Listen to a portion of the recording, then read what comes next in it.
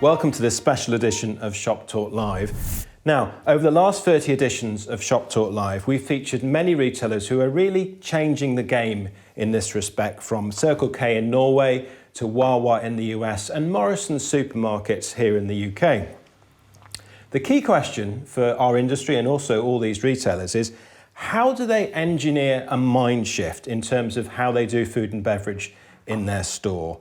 What are the key challenges? How do you do it properly? And, you know, part of the discussion today is all about food, taste, quality, getting it right. And that's why I'm delighted to be joined by John Benson-Smith in the Shop Talk Live kitchen today. Welcome, John. Thank you. Thank you. So what the heck is a chef like yourself playing at shopkeeping for? Well, it's shopkeeping and food makers. So I spent probably 2.5 years plus working with the great guys in Bradford, Morrison's. Yeah, hatching a plan. I suppose I became the excuse. I'm trying to think of the name for the person that kind of stirs up trouble and debate and thinking. You're a troublemaker. Yes, but there's probably some modern kind of management word for whatever that is. But now, we've all seen, obviously, we've featured a lot of retailers in Shop Talk Live over the last 30 editions. You've watched some of them, John, I know. One of the retailers that really got a lot of interest and attention was Morrison's. That store in Manchester, you know, a lot of us have been there, admired it. I mean, it was a bit of a game changer, wasn't it? And you know, I know you've had something to do with that. Well, for me, it wasn't really a game changer because I wasn't I don't mean this rudely, I wasn't bogged down with the retail supermarket thing. My experience of retail supermarket was going in and shopping and, you know, all the rest of it. So becoming a member of that team and becoming the catalyst for change. Imagine two lumps of pastry. One of them is the retail supermarket and the other one is the food service, hospitality, catering. Mashing those two together, because both do food, but you know, one does it in a very different way to the guys with the tin cans and the fresh bread on the high street. So it was the pushing the things together. So for me, it wasn't anything. Well, was it something new? Yes, and it was a risk. But I have to say, and I mean this, and no one pays me, I have to admire that those guys took it. Eventually, after the bit of bickering and the arguing, and you know which one does, because we're from. You know, what was the name of the guy that first put his foot on the moon? Neil Armstrong. So imagine that the catering food service, I was in my my spaceship and I landed in the world of retail supermarkets and I put my foot out. That's a good analogy. You know, so that was how I kind of felt. But, fantastic. Let's just put ourselves in the customer's perspective, if you like. You walk into that Manchester store and immediately there's these flames. This flame grill on the other side that captivates you, doesn't it? And you can smell the flavours. All that food is cooking.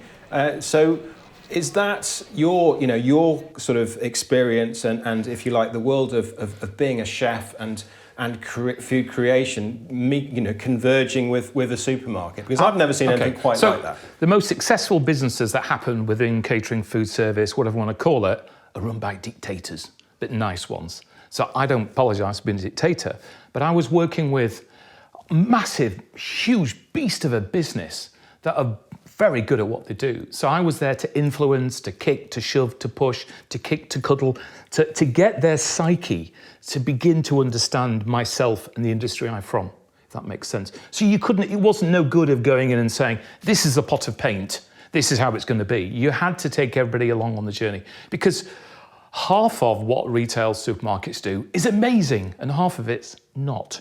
And the same within my home industry. Half of it's brilliant and half of it isn't. So mashing the two together was I've been in the retail side of the industry for a long time, and I've seen a number of supermarkets really understanding there was a big opportunity here with food and understanding where they wanted to get to, but really finding the journey, a cultural journey perhaps, really tough. I mean, Morrison's, I think, with this store have taken that leap and look successable, you know, in terms of what they was it a very tough journey for them? You know, that's an interesting question. Well, there was only one of me, and there's thousands of them.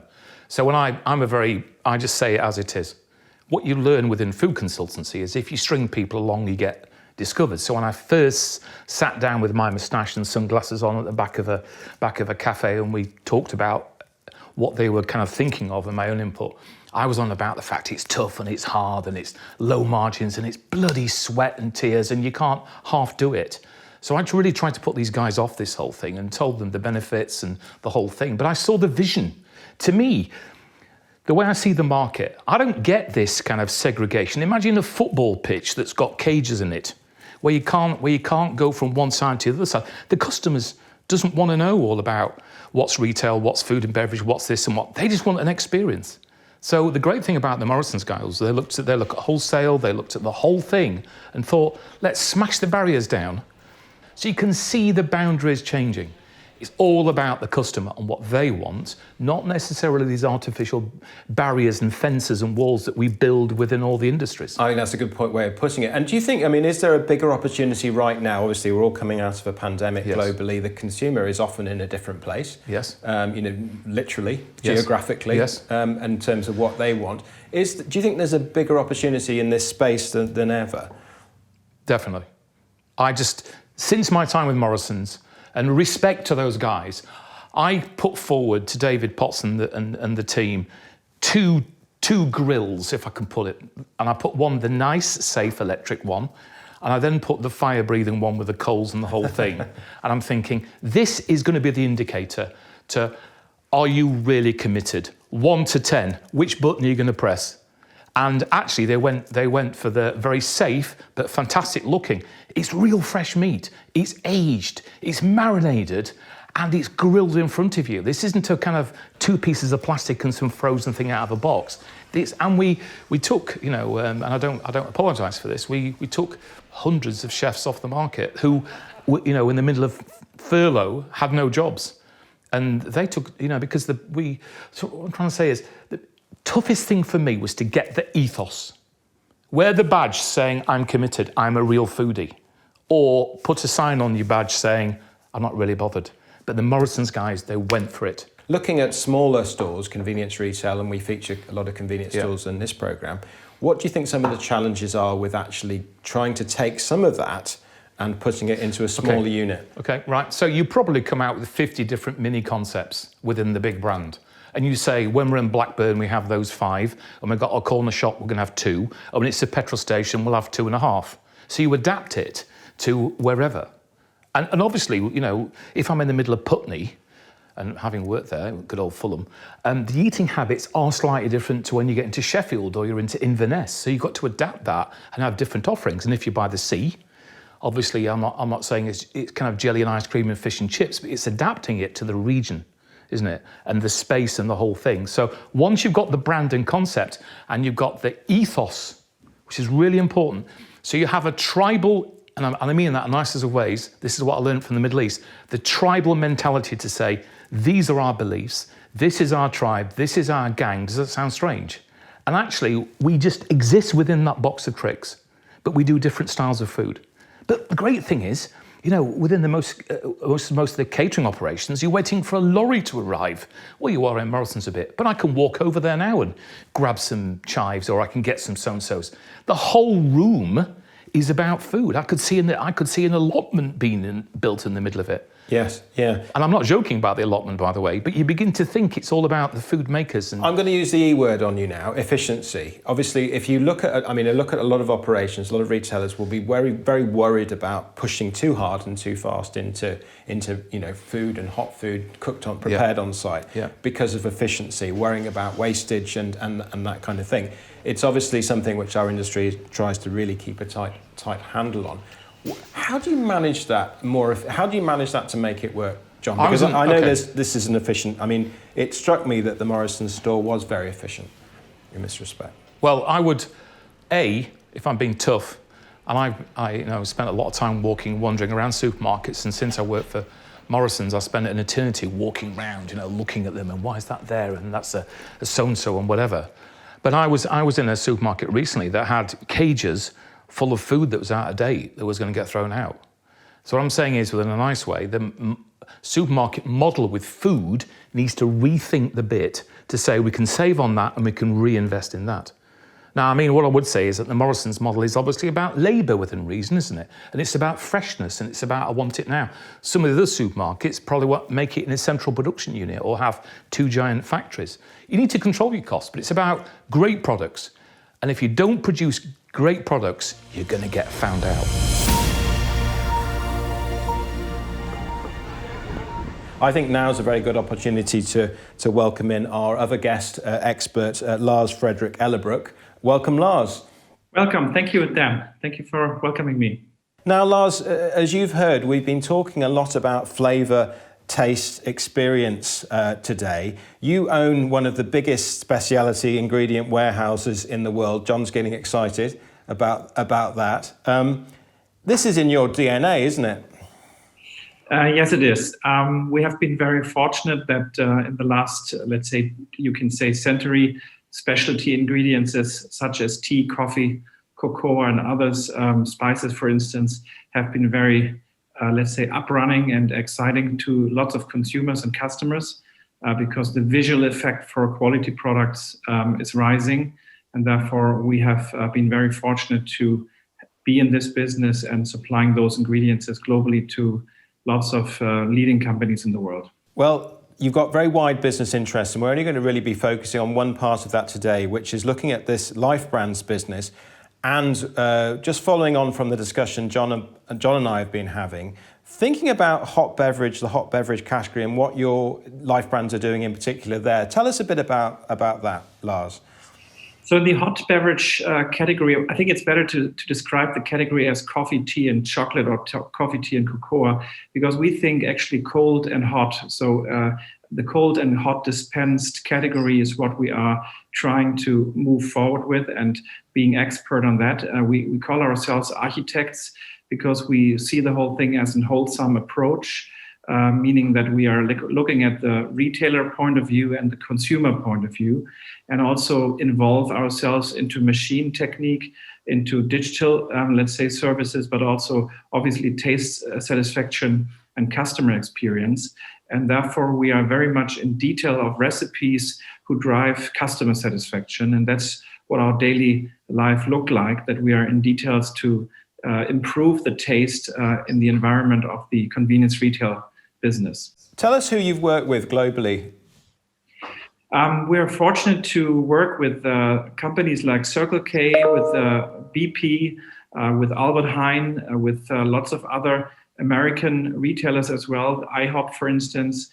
So all of these, let's say, formats have different requirements. Some of them have, let's say, the topic to think about the change of electric car fueling, so to say, and the change of habits of consumers in the stores, and others have to think about restaurant concepts and how to drive more business in these restaurant concepts. So basically our business is very diversified, and we have different customers worldwide who ask us to give them a wholesome approach knowledge, and not just being a supplier of supplying them a cheaper product as of today. And that's basically also not what we are interested in.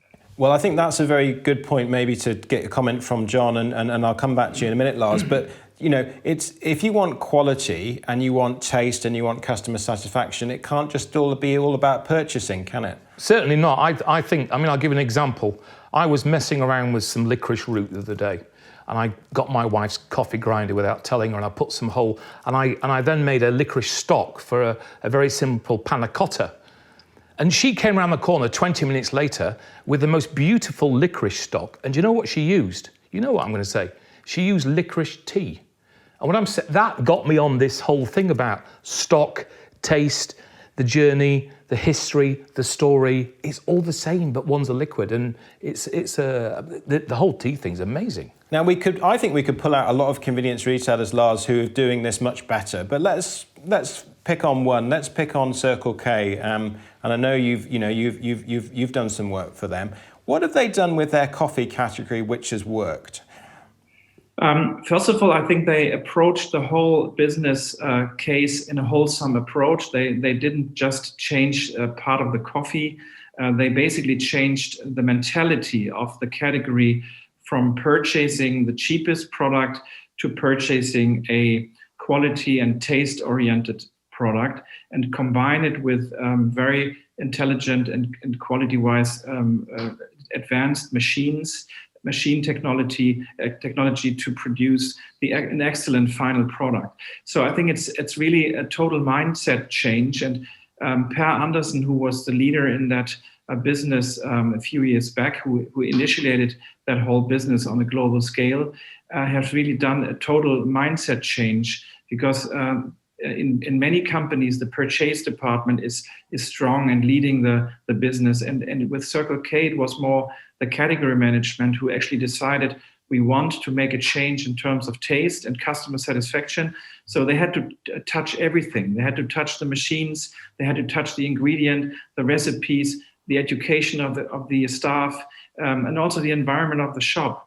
And also, obviously, nowadays, when sustainability becomes so important, they had to think about packaging and to-go solutions for customers in order to give them also good mindset when they come back to Circle K, including trade marketing solutions, and also customer bonuses to loyalty programs to bind the consumer to Circle K. And that was a very successful journey they have done. And they have not done it for coffee. They have also done it for cocoa and for tea and for, let's say, snacks. So it's a bundling concept and not just serving one individual beverage, hot or cold. Obviously, for all those reasons, and because of, if you like, the totality of their approach, Lars, it's been a great success financially for them, hasn't it? I mean, without going into details, we just know that the whole business unit or case was so successful that they rolled out the whole concept quicker than they initially wanted, because it's obviously a big investment to change more than 10,000 stores on a global scale. But once they saw that the numbers have actually tremendously increased, also with regards to tea and cocoa, and also the whole snacking business in total, they have also realized that this is the future of a petrol station. So therefore, they invested now a lot of money into a quicker turnaround of their coffee shops worldwide. Because it's going so well. One of the points I'd like to pick up with you, John, is this obviously this switching from the purchasing department, if you like, driving everything, to the category managers having much more say. I love what he said. And what he said, I see 95% of the time, it's all procurement driven. Let's have it product quality, my tummy, I want marvellous products, and work backwards to that. You're both agreeing with each other. I'm gonna sort of play devil's advocate. He's more organised, he's German, you see. You come back to me, but let's say I'm the purchasing department and I say, well, the consumer can't afford, doesn't want to pay the higher prices. Okay. I mean, what do you say to me then? Evidence. Understand the market, understand the customer base, understand the trends. Don't wear it, sorry. Lars, what would you say if I said that to you? I think that answer is not relevant. Relevant is the turn of the product in the shelf. And because these retailers who had changed the mindset and increased the turns in the shelf, they have been proven right. And therefore, it's not always from cost point of view, it's also from sales point of view, the question, how can I change the consumer experience? And by that, turning more product. And even if I reduce my profit per serving, I increase my total profit because I'm turning more. And that's the methodology which the retailer understood, or Circle K understood. And therefore, they changed, in my opinion, the total industry with that mindset. Let's just think about the coffee category and how it's been done in the convenience and roadside retail industry globally. Are we doing a good job now, John? I want the smile, I want the teeth, I want the welcome. I want to go in through the sliding doors in that mood and come out in that mood. So I think that whole thing, and if I'm eating the pasty that's been in there for 4.5 hours, but you're messing around making me coffee, which is admirable, but then you're grumpy and they're trying to get petrol and whatever, trying to do it faster and quicker and cheaper eventually just doesn't have a place in the market. He's totally correct. What other sort of innovations are there, Lars, in terms of the coffee machines and so on, to do more? And I think we had a conversation about hybrid machines, didn't we? Tell us a bit about what your thoughts are there. let's say if a retailer only has, let's say, a little bit amount of staff in the store and is not, let's say, able to put more people in like other retailers have done it, from a let's say passive oriented sale to an active oriented sale, then they need to have machines which give the impression that this is specialty food. And in the coffee industry, next to very, very good full automatic machines from leading manufacturers globally, we also saw in development of so-called hybrid machines. These hybrid machines are actually looking like semi-automatic, but they are fully automatic. And the advantage is actually that a consumer believes that a semi-automatic machine produces a better coffee, a better quality, because it's more like a craft product. And then a fully automatic machine sometimes is not really giving such big value. Let's talk about tea for a bit. I mean, how is coffee's done reasonably well? There are criticisms; it could be done better, and a lot of headroom left. But what about tea in the convenience roadside retail supermarket industry? I mean, how? And Lars, I'm going to come to you because I think you've got some interesting things to say. But John, I think coffee has been done to death nearly over the last 15, 20 years. But tea, I was hoping 10 years ago there would be this kind of explosion. It doesn't seem to have happened, which in some ways is so unfortunate because the whole story and the journey and the flavour and the intrigue with tea in some ways is bigger than coffee. Lars, you're going to agree with that, but come on, tell us what needs to be done. Let's say when I look at the whole business case from a British point of view, with tea being a part of the culture, let's say black tea being part of the culture, that is obviously it's difficult to really look into innovations because traditionally the British like the traditional black strong tea from Assam or from Kenya. But what I've seen and what's also driving our business is, first of all, we have investigated what's the consumer's habit on mindset and thinking when they walk into a convenience store and maybe thinking about tea. And the mindset was that basically everybody was, let's say 9 out of 10 people were thinking that tea offered in a petrol station or convenience store is the lowest quality ever. And also, let's say the hot temperature also took away the thought that this can be immediately consumed, such as coffee can, when it's actually blended also with milk. So we basically invented a new tea bag, which we call the convenience tea bag, which has proven, let's say, a very, very strong increase of business for all the customers we are serving. Because this tea bag is using, first of all, leaf teas. So the appearance of a leaf is giving the consumer a better, let's say, quality approach. And then also in the combination of the right amount of tea for the right amount of serving size, such as 12 ounce to 16 ounce, has actually changed the habit dramatically. But also concepts like steep tea, let's say a fresh prepared tea in the store, just with one item. We don't need to have 10 different flavors available. We have tested it with Tim Hortons in Canada, and they actually launched a product called Steep Tea, and they have been very, very successful. And they also sold next to that specialty tea and in different tea bags, but they could lift their sales by about a few 100% just because they offered a tea already prepared, instead of offering a tea bag where the consumer needs to add hot water and waits 15 minutes until the temperature is right to consume it. I mean, what I like about what you said, Lars, is the passion and the focus and the understanding of that category. Yeah. I think part of the problem in the UK, which in some occasions can be a bit odd compared to the rest of Europe, is they have this, I'm not paying that, it's a bag and it's boiling water. I think the whole storytelling, if they understood more about, as we've done in coffee. I mean, if you go back 25 years, coffee was black or white, or there was sugar, and that was it. Let's go on the same journey. The customer experience and the journey is very important in all this, isn't it? Yeah, the customer experience is actually everything, in my opinion. And customer experience is starting with the visual impression somebody gets when to enter a store. That's basically the first feeling. What kind of material is used? What kind of freshness, let's say one-stop shop concepts of fresh fruits, or so it's a combination of different, let's say, fully thought through concepts. So if I want to be successful in the category of coffee, tea and cocoa, I just need to do it right from all points of view. I cannot just offer, let's say, a nice coffee machine and then save on the ingredient and have let's say, the accessories not right. So I think this customer satisfaction is so important, but it's in the end also taste. When somebody gets a product which tastes good, and the price can also be reasonably high, but if the taste is awful, people feel actually really cheated when they spend $3.50 or €3.50 for a coffee, or even €4, and they get a very poor product.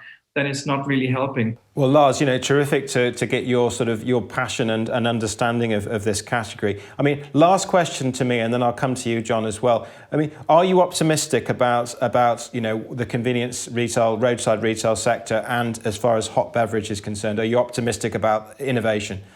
I think the industry has no other chance with the change of, let's say, fueling habits from, let's say, regular petrol to electric or other alternatives, and the time a consumer is spending in a store.